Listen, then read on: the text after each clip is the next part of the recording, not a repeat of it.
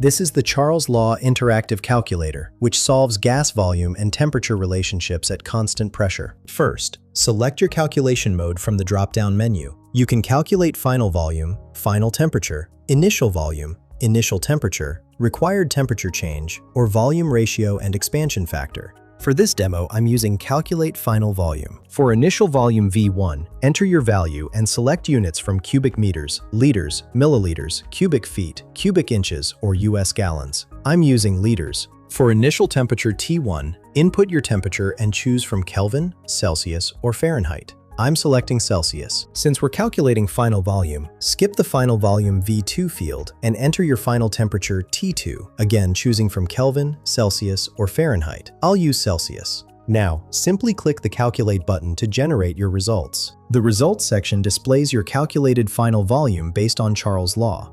The initial conditions show your starting volume and temperature. The final conditions display your input temperature and the calculated volume.